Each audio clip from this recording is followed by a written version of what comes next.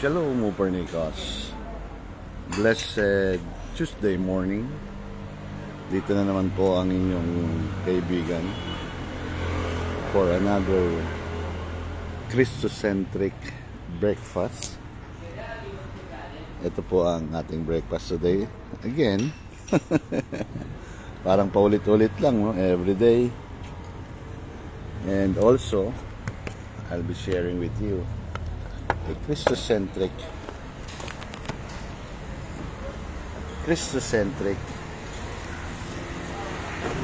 breakfast. Kain muna tayo saglit. Thank you, Lord, for this food. Amen. Kumusta po kayo? Pakilagay nyo naman dyan kung kumusta kayo. Are you blessed? You know, I speak blessings sa inyo na. Lahat ng manonood pa at magla-like and share. Of course, pakihit nyo na rin yung kulay blue dyan. Lagay nyo.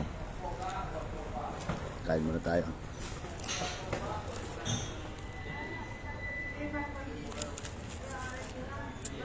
I'll be sharing to you.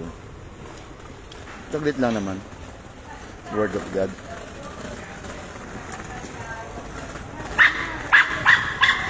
Tapos nilagay ko na Christ became a man. God became a man. For what purpose? For the incarnation. You know, incarnation ng Panginoon is to show the character, the true character, the light, the love, and the light, which is the true character of God. For what purpose? For the redemption, forgiveness of our sins. Kaya Panginoon, the Bible says in 1 Timothy 3:16, without controversy, great is the mystery of godliness. God becoming Christ. Or Jesus, God become a man. At ito, yung writing, yung word ni Paul ay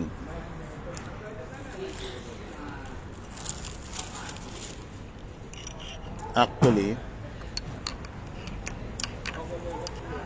sa sulat ni John, sabi ni John, and the Word became flesh. Importante po yan. Ciao Fernando, tu bene? And the Word became flesh. Ciao, ciao Chi. Ito, may mga aso dito. Yan, kapitbahay ko yung mga aso na yan. Chichi. Ito po ito. Yan, dalawang aso. Ciao. Saluta. Yan, pati aso. Ciao. Ciao, Caro. Medyo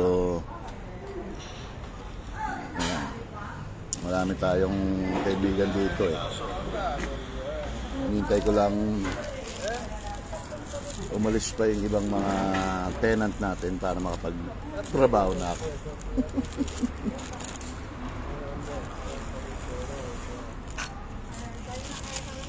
Yan. So, coffee muna tayo. Serve coffee. No, è mezzo dal dottore, che c'hai? Non c'ho niente. Allora che ci vai a fare dal dottore? Ayan, so Se devi parlare? the purpose of God becoming a man is for our redemption, Ancora così stai. for Cercati una larga, va.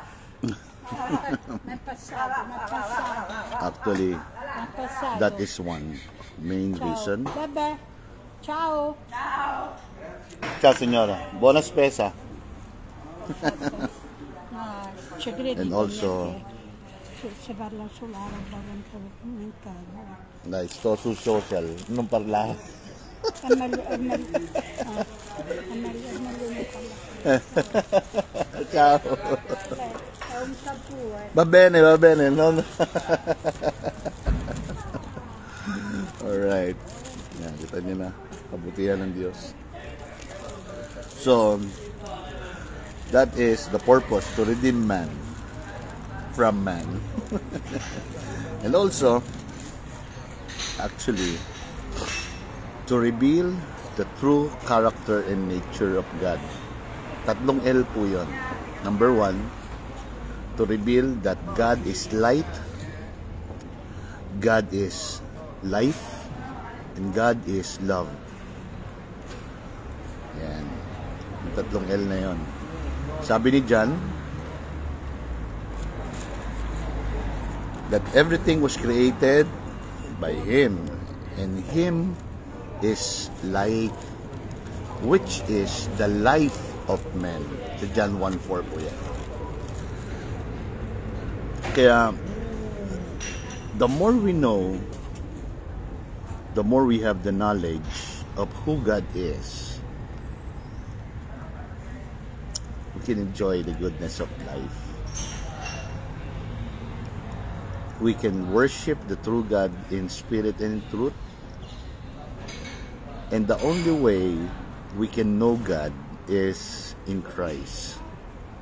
Because Christ is God in the flesh, expressing Himself. Ulitin ko. God is Christ in the flesh, expressing Himself. That's why He became a man. Sabi ng Corinthians, God was in Christ, reconciling the world. That is 2 Corinthians 1:19. Tawag doon, theanthropos. God in a man. Theo and anthropos. Right? That's two words in Greek.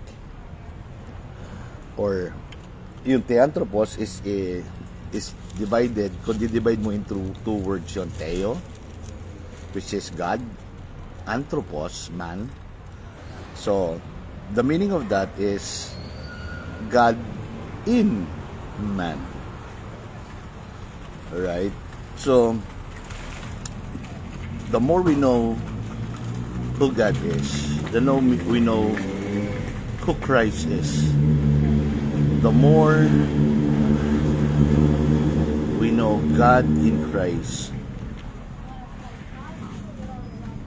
we will have this confidence in Him, not in ourselves. We will have confidence in His finished work.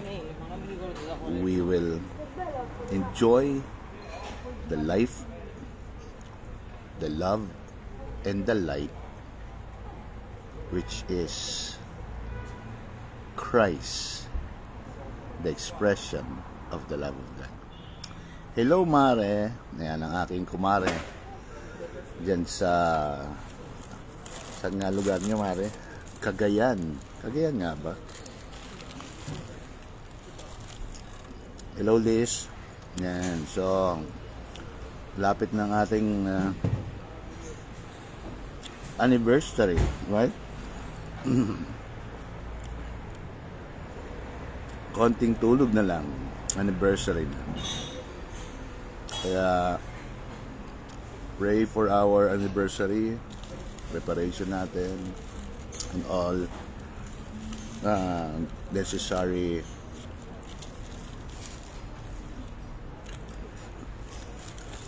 things na ating gagawin. Alright? Pray also for me that I may be delivered from evil men. Amen. Hallelujah.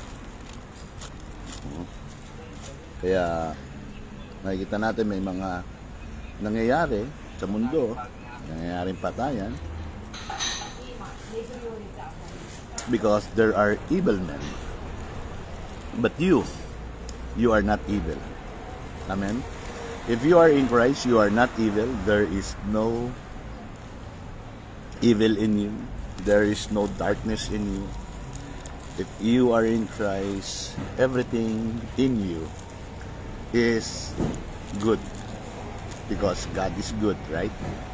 So if you are in Christ, you can express the goodness Christ that is in you, you can express the life of Christ in you. Amen? So I hope you are listening well. And see you again tomorrow or next time. Sa lahat ng mga estudyante sa ating Christ-driven or sa ating Christ-centric School of Ministry, see you later. Shalom, Hooper Hikos.